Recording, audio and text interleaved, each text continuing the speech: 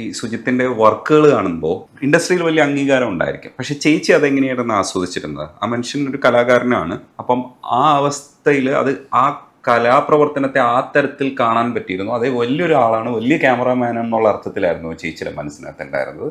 അതേ ഒരു ക്യാമറയുടെ വർക്ക് കണ്ടിട്ട് ഈ വർക്ക് കൊള്ളാം, ഇപ്പോൾ അവാർഡ് കിട്ടും, ഇപ്പം ഞാൻ പോലൊരു സാധനം ചെയ്യുമ്പോൾ അത് കണ്ടിട്ട് കൊള്ളാം, ഇല്ലെങ്കിൽ എസ്ര ചെയ്യുന്നു. സുജിത്ത് ഒരു വലിയ കലാകാരനാണ്. വലിയ കലാകാരൻ ഇൻ ദ സെൻസ്, സുജിത്ത് ലൈഫിൽ എന്തെങ്കിലും ആകണം, ഉയരങ്ങളിലെത്തണം എന്ന് ആസ് എന്താ പറയുക, ഒരു ഭാര്യ എന്നതിലുപരി ഒരു കലാകാരി എന്നുള്ള രീതിയിൽ ആഗ്രഹിച്ച ഒരാളാണ്. കാരണം സുജിത്തിൻ്റെ അത്രമാത്രം നല്ല സ്കില്ലുണ്ടായിരുന്നു. അപ്പോൾ തുടക്കത്തിൽ സുജിത്ത് തന്നെ പല ഇൻ്റർവ്യൂവിലും പറഞ്ഞിട്ടുണ്ട്, സുജിത്തിനെ സിനിമയിലേക്ക് തള്ളിവിട്ട ഞാൻ തന്നെയാണ്, സിനിമ ചെയ്യൂ എന്ന് പറഞ്ഞിട്ട്. അപ്പോൾ അങ്ങനെ ഒരു വലിയ കലാകാരനായിട്ടാണ് ഞാൻ സുജിത്തിനെ കാണുന്നത്. അയാൾ ഞാൻ പണ്ടും ഞാൻ പറയായിരുന്നു, സുജിത്ത് ആദ്യം ഒരു നല്ല ക്യാമറാമാൻ, എന്നിട്ടേ ഭർത്താവും അച്ഛനൊക്കെ ആവുള്ളൂ എന്ന് അന്നും പറഞ്ഞിട്ടുണ്ട്. പുള്ളിക്ക് നല്ലൊരു ഭർത്താവാണോ നല്ലൊരു ക്യാമറാമാനാണോ എന്ന് ചോദിച്ചാൽ പുള്ളി നല്ലൊരു ക്യാമറാമാനാണ്. ഇപ്പോഴും ഞാൻ പറയുന്നു, പുള്ളി അടിപൊളി കലാകാരനാണ്, നല്ലൊരു ക്യാമറാമാൻ.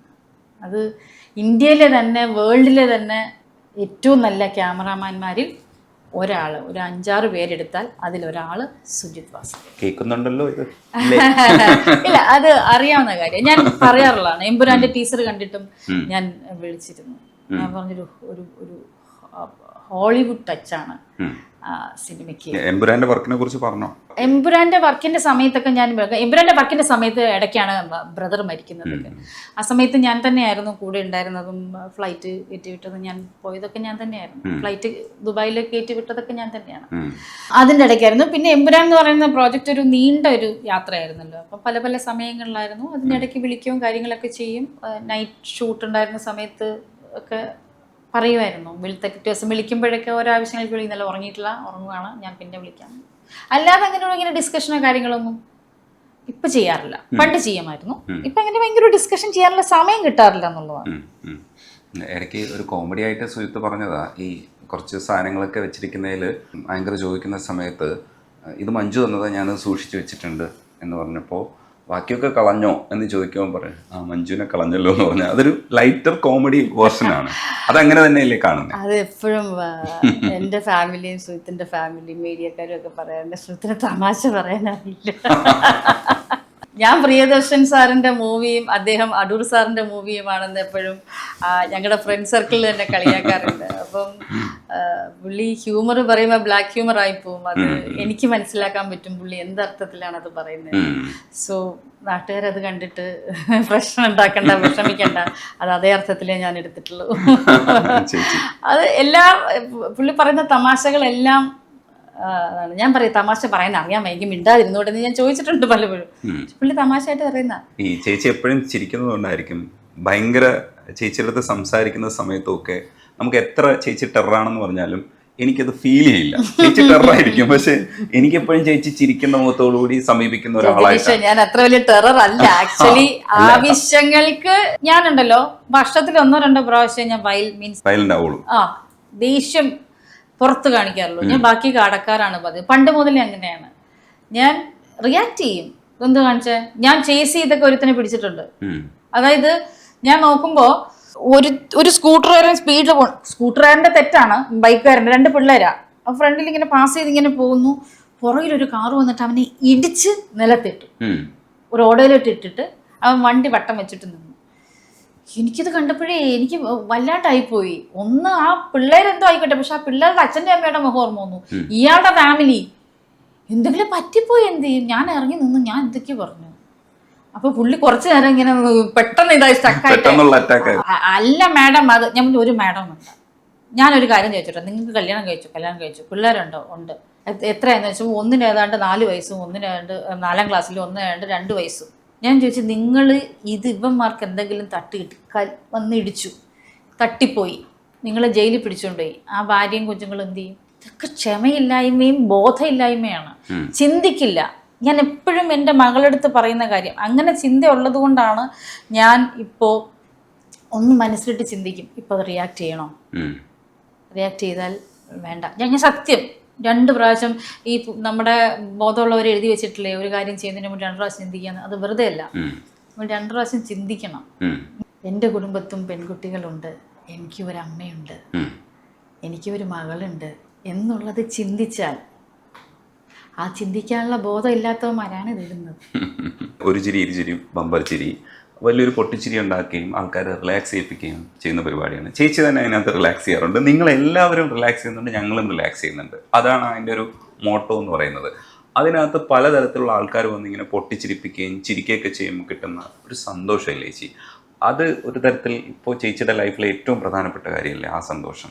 അവിടെ ചെല്ലുമ്പോൾ ഞാൻ അതിൽ തന്നെ പറഞ്ഞിട്ടുണ്ട്, ജീവിതത്തിൽ പല പ്രതിസന്ധികൾ ഉണ്ടായപ്പോഴും പല വിഷമങ്ങളും ഞാൻ നേരത്തെ പറഞ്ഞല്ലോ, ഞാൻ ലൈഫ് മസ്റ്റ് ഗോ ഓൺ. പക്ഷെ സങ്കടം എപ്പോഴും ഉള്ളിൽ കിടക്കും, ഒരു വിങ്ങലായിട്ട് കിടക്കും. അതെന്താണെങ്കിലും, നമ്മുടെ അച്ഛൻ്റെ അമ്മയുടെ വിയോഗമാണെങ്കിലും നമ്മൾ എപ്പോഴെങ്കിലുമൊക്കെ ആലോചിക്കും, ഇല്ലയെന്ന് പറയുന്നില്ല. പക്ഷേ അങ്ങനെയുള്ള അവസരങ്ങൾ പോലും അത് മറക്കുന്നത്, അതിപ്പം ബന്ധങ്ങൾ മാത്രമല്ല, ഇപ്പം നമുക്കൊരു ഫിനാൻഷ്യൽ ക്രൈസിസ് വന്നു, ടെൻഷനായി, അത് നാളെ തന്നെ ആ പൈസ കൊടുക്കണം, ഒരു 10 കോടി കൊടുക്കണം. ഞാനൊരു എക്സാമ്പിൾ പറയാം, 10 കോടി ഒന്നും കൊടുക്കാനില്ലേ, 10 കോടി കൊടുക്കണം, നമുക്ക് ടെൻഷനാണ് എന്ന് പറയുന്നത് നമുക്കൊരു ടെൻഷന് തന്നെയാണ്. അത് അങ്ങനെയുള്ള അവസരങ്ങളൊക്കെ എനിക്ക് റിലാക്സ് ചെയ്ത് തന്നിരുന്നത് ഒരു ചിരി ഇരുചിരി ബമ്പർ ചിരിയാണ്.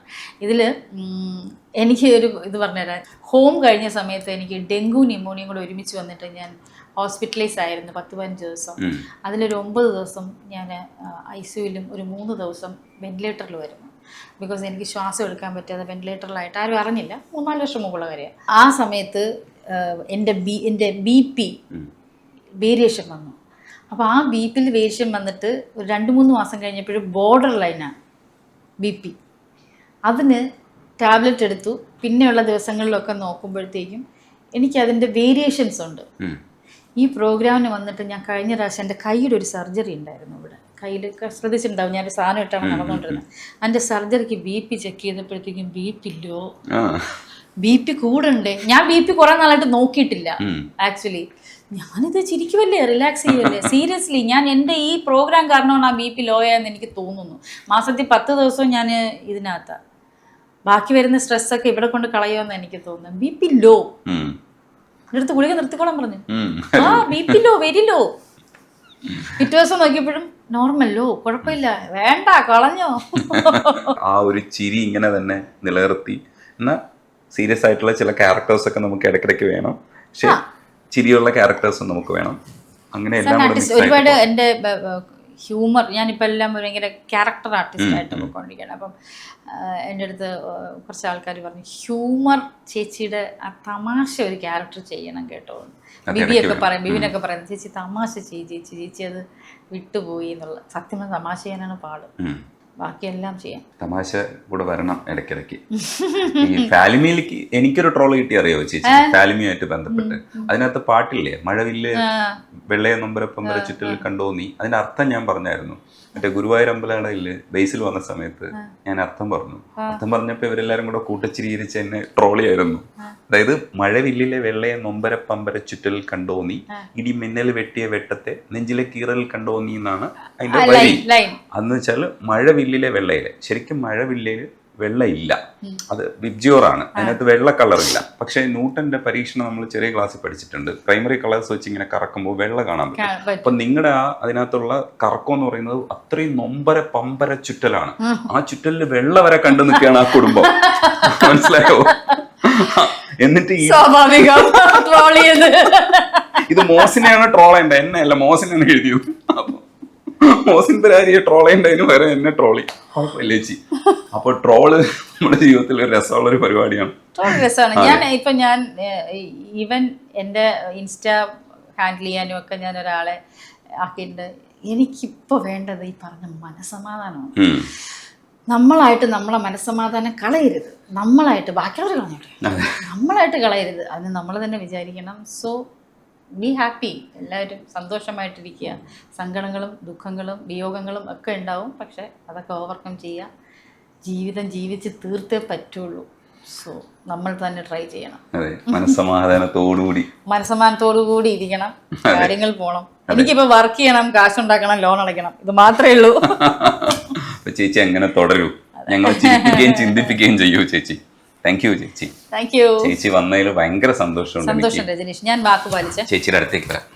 ഞാൻ വാക്ക് പാലിച്ചു. അതെ, ചേച്ചി വാക്ക് പാലിച്ചു. ഇനി ബാക്കിയുള്ള ഓൺലൈൻ മീഡിയക്കാര് എന്നെ ഇനി ക്ഷമിക്കൂ. ഞാൻ തരും, എല്ലാവർക്കും തരും കേട്ടോ. ഞാൻ ചെറിയ ചെറിയ ഇടവേളകൾക്ക് ശേഷം ഒരു 2-3 മാസത്തെ ഗ്യാപ്പിന് ശേഷം അടുത്ത കൊടുക്കാം. ഒരുപാട് വീണ്ടും വരുന്നതായിരിക്കും ചേച്ചി, അപ്പൊ കിട്ടുന്നതായിരിക്കും.